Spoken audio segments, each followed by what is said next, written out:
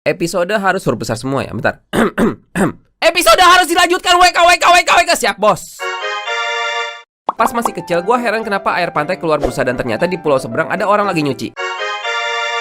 Pas masih kecil, gue pegang satu bungkus Indomie berharap bungkusnya lagi jujur. Ada ayam, telur, plus sama mangkoknya juga. Dan ternyata pas gue buka isinya benda kriwil-kriwil yang pas masih kecil gue kira itu terbuat dari cacing. Pas masih kecil gue nanya ke mama apa itu kupu-kupu malam. Terus dikasih tahu kalau itu kupu-kupu ciri-cirinya gede. Di lain hari saat lagi ada tamu datang, tiba-tiba ada kupu-kupu gede masuk rumah dan gue teriak kupu-kupu malam, kupu-kupu malam. Pas masih kecil gue kira mama janda itu ngelahirin anaknya sendiri tanpa laki-laki.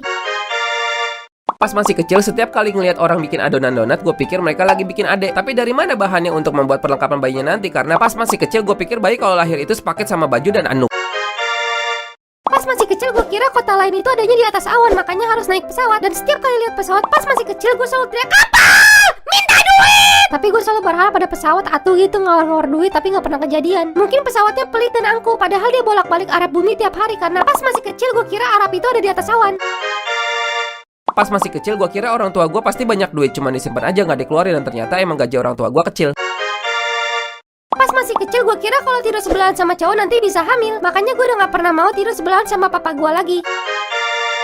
Pas masih kecil, gue kira awan itu kapas bisa ditidurin sambil terbang. Dan saat awannya mendung gelap, gue kira itu karena banyak asap knalpot dan orang bakar sampah. Pas masih kecil gue kira semua mobil jeep itu penculik.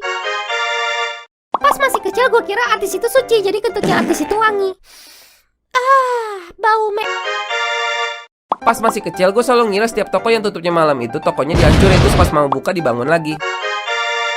Pas masih kecil, saat ada petir nyambar, gue ngebayangin ada malaikat lagi ngeledakin meriam dari atas. Pas masih kecil gue kira kiamat kecil itu yang meninggal anak-anak kecil, kalau kiamat besar itu orang-orang besar. Pas masih kecil, gue kira orang yang ada di sampul buku Iqra itu